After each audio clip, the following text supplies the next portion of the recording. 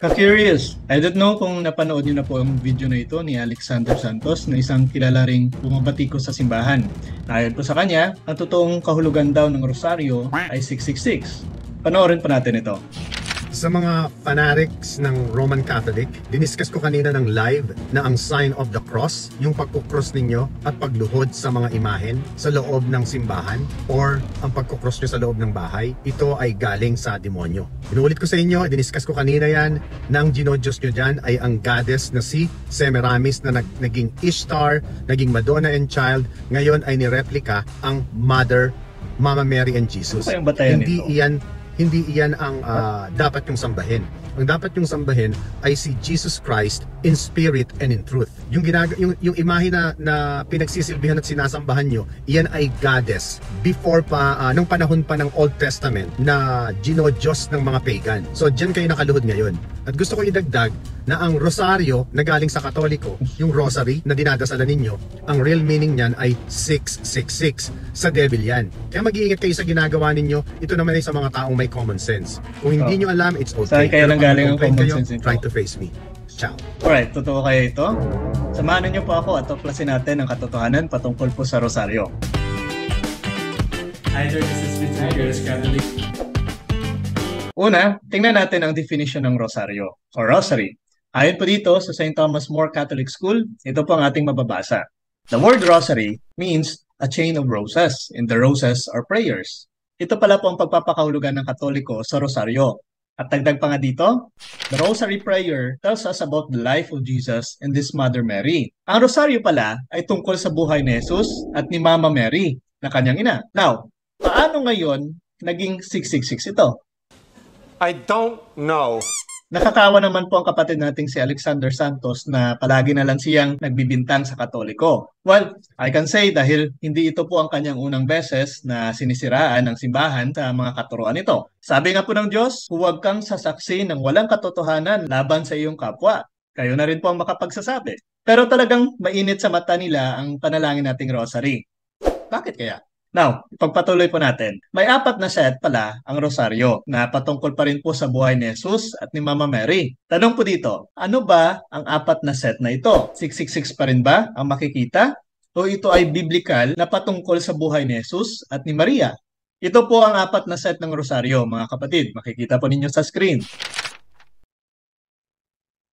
Meron tayo ditong joyful mystery, sorrowful mystery, glorious mystery, at luminous mystery. Now, ano po ba ang makikita natin dito? I know, taliwas talaga sa mga ibinibintang ng mga kapatid nating anti-katoliko. Dahil paano naging 666 ang panalangin patungkol sa buhay ng ating Panginoong Hesus? Diba? Now, masuriin po natin ang mabuti. Baka sa mga mysteries ng rosary, napapaloob dito ang kanilang ibinibintang na 666. Masuriin pa po natin ang mga nilalaman nito. Ito po ang unang set ng rosary, ang joyful mystery. Ano nga ba ang laman ng joyful mystery? At saan naman natin ito mababasa sa Biblia? Alamin natin. Sa unang set pa lang ng rosary, makikita natin ang pagsasalarawan ng buhay ng ating Panginoong Hesus at ng kanyang inang si Birheng Maria. Ito ay mga mensaheng ang dala sa ating pagrorosaryo. Una po dito, the Annunciation of the Angel Gabriel to Mary. Ang mababasa naman natin sa Luke chapter 1 verse 26 to 38. Sa unang misteryo, ipinapakita sa atin ang humility ni Mama Mary dahil siya ang piniling maging ina ng tagapagligtas na siyang ating Panginoong Hesus. At ang pagpapakita ng humility naman ng ating Panginoong Hesus na kahit siya ay Diyos, hindi siya nagatubiling magkatawang tao para sa ating kaligtasan. Pangalawa po dito, the visitation of Mary to Elizabeth na mababasa naman natin sa Luke chapter 1 verse 39 to 56. Ang pangalawang misteryo naman na kung saan bumisita si Santa Maria sa kay Santa Elizabeth ay nagpapakita sa atin ng pagmamahal sa ating kapwa. Ang pangatlong misteryo naman, the nativity of the birth of Jesus in Bethlehem of Judah na mababasa naman natin sa Luke chapter 2 verse 6 to 20. Ito naman ay sinasalarawan ang simple at payak na pamumuhay ni Jesus nung pinanganak siya sa sabsaban. Hindi naging hadlang ang kahirapan upang tanggapin ni Mama Mary ang responsibility na maging ina ng tagapagligtas na si Jesus. Pangapat po dito, the presentation of Jesus in the temple na mababasa naman natin sa Luke chapter 2 verse 22 to 39 na kung saan ito naman nagpapakita sa atin ng pagkamasunurin. Ito ang ipinapakita ni Mama Mary at ni Saint Joseph noong naipanganak na si Jesus. Kailangan sumunod sila sa kautusan. Kaya yun nga ang ginawa ni na Saint Joseph at ni Mama Mary na dapat maging halimbawa natin sila sa pagiging masunurin sa kautusan ng simbahan. Panglima po dito, the finding of the child Jesus in the temple na mababasa naman natin sa Luke chapter 2 verse 41 to 51. Ito naman po ay nagsasalarawan ng kaligayahan sa atin kapag natagpuan natin ang Panginoong Hesus. Dito po sa unang set pa lang ng rosaryo ay nakita na natin na ito po ay malinaw na hindi tumutukoy sa 666 tulad ng claim ni Alexander Santos kahit ng iba pang mga anti-katoliko. Now, punta naman tayo sa pangalawang mystery at alamin natin kung naroroon ba ang sinasabi nilang 666. Ano naman kaya makikita natin sa ikalawang set ng rosaryo? Ito naman ang pangalawang set. Ito po ang kanyang nilalaman. Ang unang pinagninilayan natin dito is the agony in the garden, na kung saan ito naman ay mababasa sa Matthew 26 verse 36 to 46 at Luke chapter 22 verse 39 to 46. Sa unang sorrowful mystery nga ay pinapaalala sa atin na dapat tayo ay magsisi sa ating mga kasalanan. Masama ba ito? Hindi po, dahil nakasulat naman ito sa Biblia. Kaya biblical pa rin. Pangalawa po dito, the scourging at the pillar, na kung saan ito naman ay mababasa sa Luke chapter 23 verse 16 to 22. Dito naman sa ikalawang sorrowful mystery, pinapakita sa atin na dapat ay pure ang ating intention sa paglilingkod sa Diyos, tulad ng ating Panginoong Hesus na kahit nahihirapan sa mga hagupit ng pagpapahirap sa Kanya, ay nananatili pa rin ang kanyang pagkadalisay ng kanyang puso. Malinaw na wala rin dito ang 666. Ito po ay naglalarawan sa buhay ng ating Panginoong Hesus na dapat tularan nating mga Katoliko. Kaya malinaw na tama ang mga panalangin natin sa rosaryo. Pangatlo po dito, the crowning of thorns, na mababasa naman natin sa Matthew 27 verse 29 to 30 at sa iba pang mga ebanghelyo, na kung saan ito na may naghihikayat sa atin na dapat mahalin pa rin natin ang ating mga kaaway. Kahit ginawa na ng masama ang ating Panginoong Hesus, ay hindi pa rin siya nagalit sa kanila, bagkus pinakita pa rin niya ang kanyang pag-ibig. Tama nga ang sinabi na ang love ay isang action word. Ito ay pinapakita ng ating Panginoong Hesus. Hindi lang siya tagapagsabi ng salita, kundi siya ay tagagawa nito. Pangapat dito is the carrying of the cross na mababasa naman natin sa Luke chapter 23 verse 26 to 32 na nagtuturo naman sa atin na kailangang maging mapagpasensya tayo sa mga paghihirap na ating hinaharap. Huwag tayong magreklamo pa at dapat magpasalamat pa tayo sa Diyos. May mensahe rin sa atin si San Pablo at ito po ang kanyang sinasabi. Mga minamahal, huwag kayong magtaka sa mga mabibigat na pagsubok na inyong dinaranas na para bang ito'y di pangkaraniwan. Sa halip ay magala kayo sa inyong pakikibahagi sa mga paghihirap ni Kristo upang maging lubos ang inyong kagalakan kapag nahayag ang kanyang kadakilaan. At malinaw, wala rin po dito ang 666. And last, sa sorrowful mystery is the crucifixion na mababasa naman natin sa Luke chapter 23 verse 33 to 46. Na kung saan nagtuturo naman sa atin na sa kabila ng ginawang pagpapahirap at pagpapako sa krus ng ating Panginoong Hesus, ang kanya pang sinabi ay, Ama, patawarin mo sila sapagkat hindi nila alam ang kanilang ginagawa. Ang salita ng ating Panginoong Hesus ay siya ring salitang maaari nating sabihin kay Alexander Santos na pinaparatangan na 666 ang rosaryo.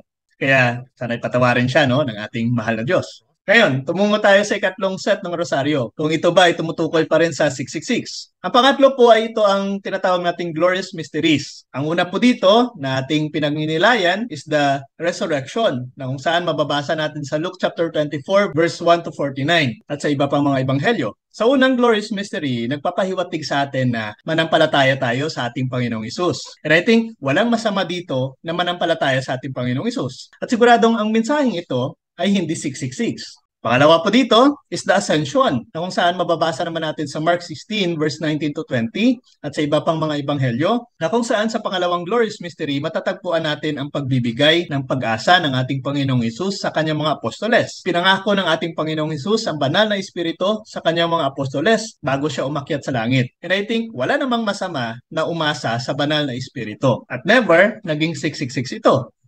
Diba?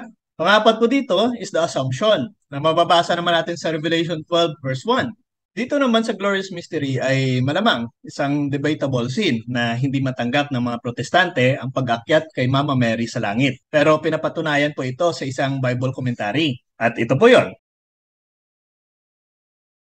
And I think hindi pa rin ito patungkol sa 666. And last, sa glorious mystery, itong tinatawag nating the crowning of Mary as a Queen of Heaven and Earth na mababasa pa rin natin sa Revelation 12 verse 1. Well, magkaparehong may objection pa rin ng mga protestante sa talatang ito at gaya ng sinasabi ko, suportado pa rin ito ng mga scholar ng Biblia. Suriin man natin ang nilalaman nito, wala ditong sinasabi na 666 o patungkol sa Diablo. Punta naman po natin ang panghuling set ng rosary or ang fourth set of rosary. Ito po yung tinatawag natin na luminous mysteries. Ang una po dito is the baptism of Jesus na mababasa naman natin sa Matthew chapter 3 verse 11 to 17 na kung saan ito ay isang napakagandang mensahe para sa atin, ang pagiging tapat sa ating pangako sa binyag.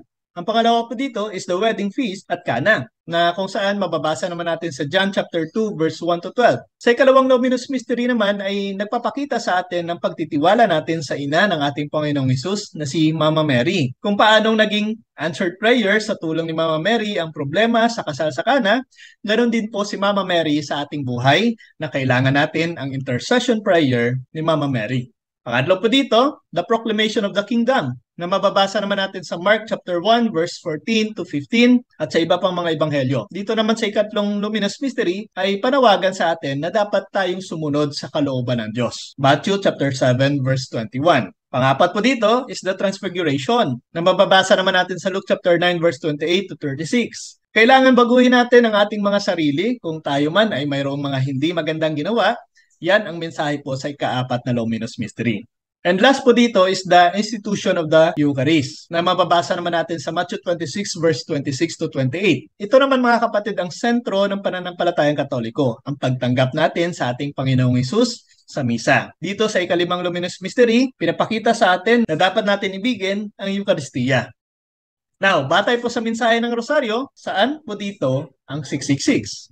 Malinaw, sa anumang mga mystery ng Rosary, wala pong mensahe dito na patungkol sa 666. Malinaw din, natin lamang ibinabahagi sa Rosary ang buhay ni Jesus at ni Mama Mary na makikita naman natin sa Biblia.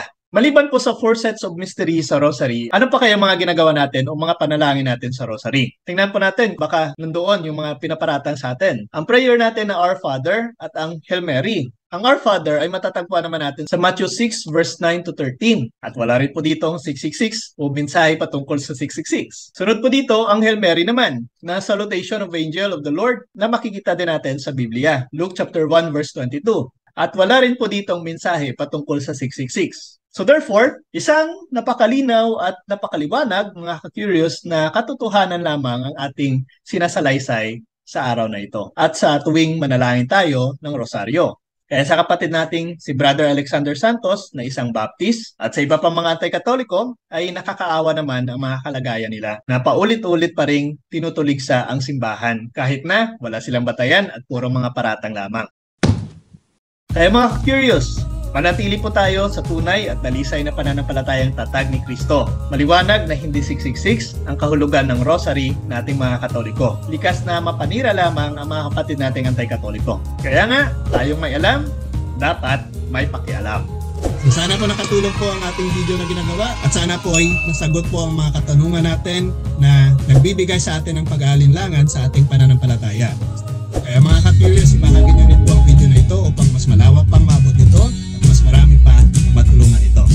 At sa mga kapatid po natin na nagbibigay ng kanilang suporta, maraming salamat. Sa inyo na nag-send ng stars, maraming salamat po. Gagamit po natin ito sa pagpapalago ng ating munting page at of course sa mga pinaplano pa po natin mga corporal works of mercy na pwede po nating mapagbahagian ito. So please support din po natin yung mga kasamahan natin na patuloy rin po sa pagtatanggol ng ating simbahan, sa pagtulong din po sa ating simbahan sa pagpapalaganap ng katotohanan at patuloy pa rin na nag-aaral at magbibigay ng mga kasagutan sa mga kapatid natin na may mga katanungan. Ibahagi po natin ang video ito upang makibahagi po tayo sa misyon ni Kristo sa mundong ito. Muli po, this is Mr. Curious Catholic, ang inyong lingkod at kapanalig na magbibigay sa inyo ng mga kasagutan sa mga katanungan na matagal ng bukang bibig sa ating pananampalatayang Katoliko. Pro Deo et Ecclesia. Sa Diyos po ang lahat ng papuri. Hello mga kalay ko, nabasa niyo yun, ang ganda. Lumapit kayo sa akin. Nung ako po ay katotestante pa, hybrid ng Katoliko at Protestante, marami tayong mga katanungan sa ating isipan patungkol sa ating pananampalataya bilang Katoliko. Marami tayong mga bagay na nag-aagam-agam sa ating kaisipan na, totoo ba to? May paliwanag ba ito? huwag kayong mag-alala, na-curious lang kayo. Kaya salamat naman yung aking pagiging curiosity ito ay natugunan ng mga kasagutan sa mga taong nag-aral at lehitimong tagapagturo ng ating pananampalataya. Kaya kung kayo man ay naging katulad ko noon, ay huwag po tayong magtatanong sa hindi Katoliko. Tayo po ay magsiyasat at atin pong tuklasin yung yaman ng ating pananampalataya, upang sa ganon ay hindi po tayo maging mangmang sa sarili nating pananampalataya. Kaya kung ninanais po ninyo na mapunuan ng tamang kaalaman ang ating mga katanungan sa ating isipan patungkol sa ating pananampalataya, may tip ako sa inyo. Pasyalan po ninyo ang channel ng Curious Catholic. At makikita po ninyo yung mga topic doon. At sa inyong pakikinig, tinitiyak ko, magiging tulad ko rin kayo. Mani Lumibaw po, isang solidong Katoliko. Pro Deo et Ecclesia.